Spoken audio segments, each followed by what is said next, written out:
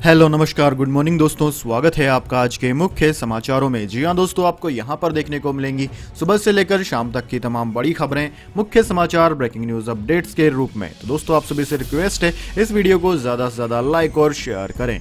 तो दोस्तों सीधे चलते हैं आज की पहली बड़ी खबर की ओर। रशिया यूक्रेन संघर्ष, जंग के बीच पुतिन का बड़ा फैसला, न्यूक्लियर डेटरेंस फोर्स को किया अलर्ट। जी हाँ दोस्तों, आपने बिल्कुल सही सुना। जिस चीज का खतरा पूरी दुनिया को होता है युद्ध में, वही चीज होने जा रही है। रशिया के राष्ट्रपति पुतिन ने न्यूक्लियर डेटरेंस फोर्स को अलर्ट कर दिया है। यानी कि दोस्तों रशिया के राष्ट्रपति व्लादिमीर पुतिन परमाणु हमला करने से भी नहीं चूकेंगे। दोस्तों यह पूरी मानव जाति के लिए भयंकर खतरनाक है, क्योंकि दोस्तों हिरोशिमा और नागासाकी का क्या परिणाम हुआ यह तो पूरी दुनिया जानती ही है। इसके बाद दोस्तों अगली बड़ी खबर, यूक्रेन में फंसे नागरिकों को भारतीय दूतावास का नया संदेश, संघर्ष वाले इलाकों से पश्चिम की ओर बढ़ें। जी हां दोस्तों, तनावग्रस्त यूक्रेन में फंसे भारतीय नागरिकों को एक नए संदेश में पूर्वी यूरोपीय देश के भारतीय दूतावास ने उन्हें सुरक्षा स्थिति और मौजूदा नियमों के कारण संघर्ष वाले क्षेत्रों से पश्चिम क्षेत्र में जाने के लिए कहा है। रविवार को ट्विटर पर दूतावास ने कहा कि कीव से पहले पाव के आधार पर यूक्रेन रेलवे मुफ्त आपातकालीन ट्रेनों का आयोजन कर रहा है। बयान में कहा गया है कि ट्रेन की लिस्ट रेलवे स्टेशन पर देखी जा सकती है। यूक्रेन में भारतीय दूतावास ने नागरिकों से कहा कि भारतीय नागरिकों को यूक्रेन से रोमानिया और हंगरी के रास्ते निकाला जा रहा है। हम अपने नागरिकों के लिए पड़ोसी देशों के साथ और अधिक सीमाएं खोलने के लिए लगातार काम कर रहे हैं। यूक्रेन में भारतीय दूतावास ने वहां के कई शहरों पर रूस के हमलों तथा राजधानी कीव के आसपास भीषण लड़ाई की खबरों के मद्देनजर यह ताजा संदेश जारी किया है। इसी बीच दोस्तों कई हवाई अड्डों, ईंधन केंद्रों तथा अन्य प्रतिष्ठानों पर हमले के बाद रूसी सेना रविवार को यूक्रेन के दूसरे बड़े शहर खार्किव में दाखिल हो गई। खार्किव क्षेत्रीय प्रशासन के प्रमुख ओलेह सिनेउबाव ने रविवार को बताया कि यूक्रेनी सेना शहर में रूसी सैनिकों से लड़ रही है और उन्होंने नागरिकों से घरों से बाहर नहीं निकलने को कहा है। इसके बाद दोस्तों अगली बड़ी खबर, हिटलर को हराया, पुतिन को भी हराएंगे, यूक्रेन ने विदेशी नागरिकों को सेना में भर्ती होने का दिया न्योता। जी हां दोस्तों, यूक्रेन के राष्ट्रपति वोलोदिमीर ज़ेलेंस्की ने रविवार को कहा कि उनका देश विदेशी स्वयंसेवकों की एक अंतर्राष्ट्रीय सेना स्थापित कर रहा है।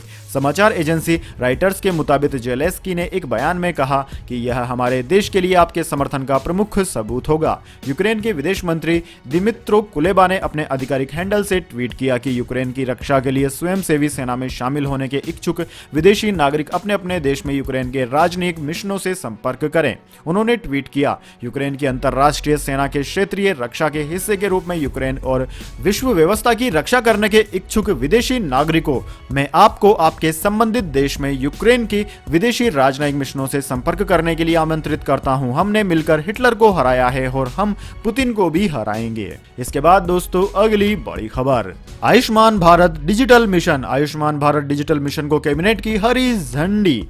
जी हां दोस्तों, केंद्र सरकार की कैबिनेट ने आयुष्मान भारत डिजिटल मिशन को मंजूरी दे दी है, जिसमें अगले 5 साल के लिए करीब 1600 करोड़ रुपए का आर्थिक प्रावधान किया गया है। दोस्तों एक रिपोर्ट के मुताबिक प्रधानमंत्री नरेंद्र मोदी की अध्यक्षता में हुई मीटिंग में आयुष्मान भारत डिजिटल मिशन को हरी झंडी दिखा दी गई। दोस्तों सरकार के द्वारा दिए गए बयान के अनुसार आयुष्मान भारत डिजिटल मिशन की मदद से अब दूर दराज के इलाकों में रहने वाले लोगों तक सुविधाएं पहुंचाना और भी आसान हो जाएगा। वहीं मरीजों की जानकारी ऑनलाइन होने से उनका इलाज और भी बेहतर तरीके से हो पाएगा। साथ ही वे कहीं भी जाकर आसानी से अपना इलाज करा सकेंगे। दोस्तों मोबाइल फोन में जब चाहे जहां चाहे पर्सनल हेल्थ रिकॉर्ड देख सकेंगे। अब आपको फिजिकल फाइलें लेकर चलने की जरूरत नहीं पड़ेगी। इस अकाउंट पर नेशनल डिजिटल हेल्थ सिस्टम की भी सभी सुविधाएं एक साथ ली जा सकेंगी। इसके बाद दोस्तों अगली बड़ी खबर, यूपी चुनाव के 5वें चरण का मतदान हुआ संपन्न। जी हां दोस्तों, यूपी विधानसभा चुनाव के 5वें चरण का मतदान संपन्न हो गया है। हालांकि पोलिंग खत्म होने तक आधिकारिक आंकड़े यूपी चुनाव आयोग ने जारी नहीं किए थे। वहीं शाम 5 बजे तक 53.98% वोट पड़े। 5वें चरण में चित्रकूट में सबसे अधिक 59.64% मतदान हुआ, जबकि प्रयागराज में वोटिंग काफी धीमी रही और सिर्फ 50.89% वोट पड़े, जो कि 12 जिलों में सबसे कम है। है। वहीं दोस्तों यूपी चुनाव के 5वें चरण में 12 जिलों की 61 सीटों के लिए वोटिंग हुई थी। इस चरण में यूपी के डिप्टी सीएम केशव प्रसाद मौर्य, अमेठी के राजा डॉक्टर संजय सिंह और प्रतापगढ़ के बाहुबली रघुराज प्रताप सिंह उर्फ राजा भैया समेत 692 कैंडिडेट चुनाव मैदान में थे। इस वक्त अमेठी, रायबरेली, सुल्तानपुर, श्रावस्ती, बहराइच, बाराबंकी, गोंडा, अयोध्या, प्रतापगढ़, कौशाम्बी, चित्रकूट और प्रयागराज में वोटिंग जारी है।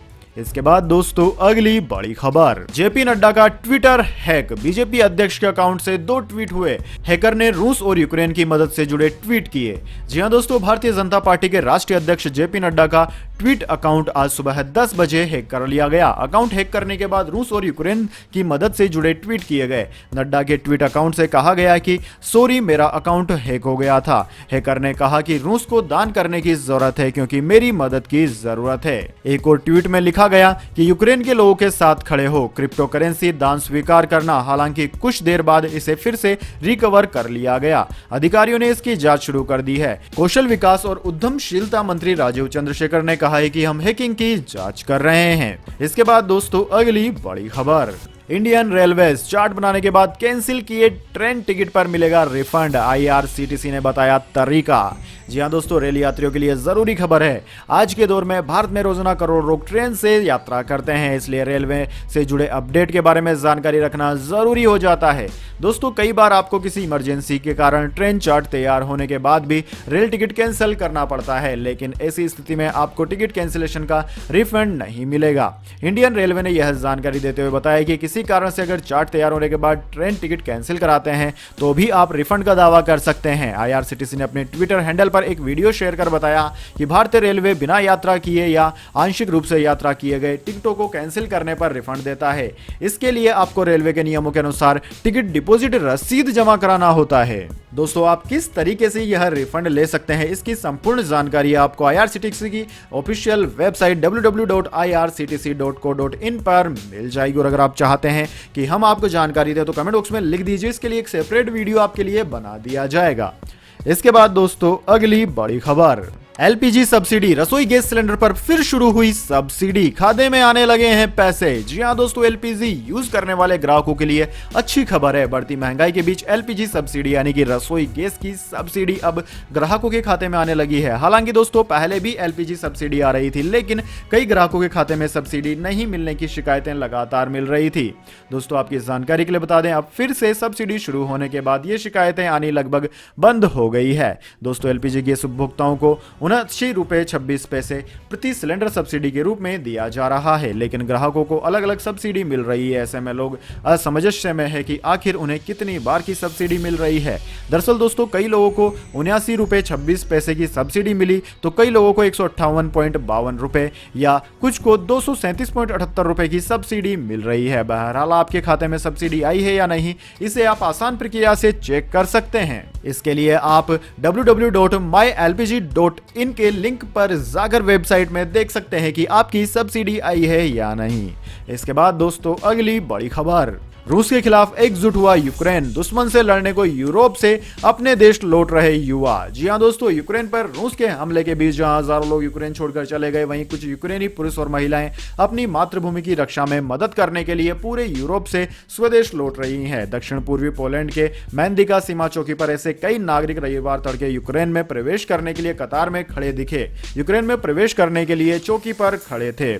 दोस्तों, यूक्रेन के करीब 20 ट्रक चालक से एक समूह के आगे खड़े मूंछ वाले एक व्यक्ति ने भाषा को बताया कि हमें अपनी मातृभूमि की रक्षा करनी है, अगर हम नहीं करेंगे तो और कौन करेगा। दोस्तों, आपकी जानकारी के लिए बता दें, ये सभी यूरोप से यूक्रेन में लौट रहे थे।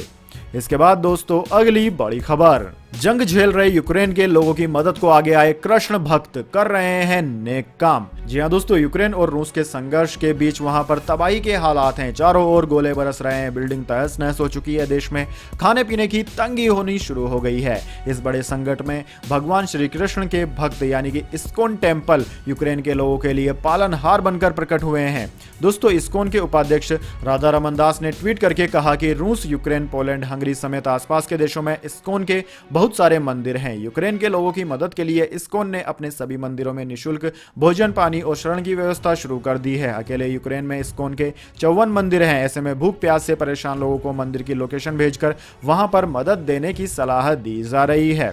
दोस्तों, राधा रमन दास ने कहा कि यूक्रेन से भागकर हंगरी में शरण लेने के लिए पहुंच रहे हजारों लोगों की मदद के लिए लंगर शुरू किया गया है। वहां पर तबाही से भागकर पहुंच रहे लोगों को पूरी मदद मुहैया करवाई जा रही है। उन्हें भोजन पानी उपलब्ध कराने के साथ ही रहने के लिए जगह भी उपलब्ध करवाई जा रही है। हंगरी में बना भारतीय दूतावास भी इस्कॉन के इस नेक काम में मदद कर रहा है।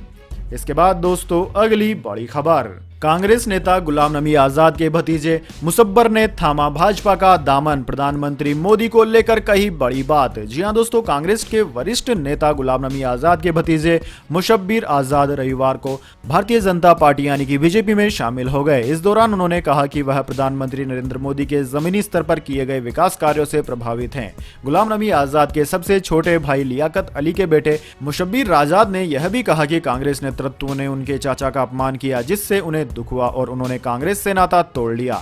हालांकि दोस्तों, मुशब्बिर ने यह भी कहा कि उन्होंने भाजपा में शामिल होने की योजना को लेकर अपने चाचा के साथ चर्चा नहीं की।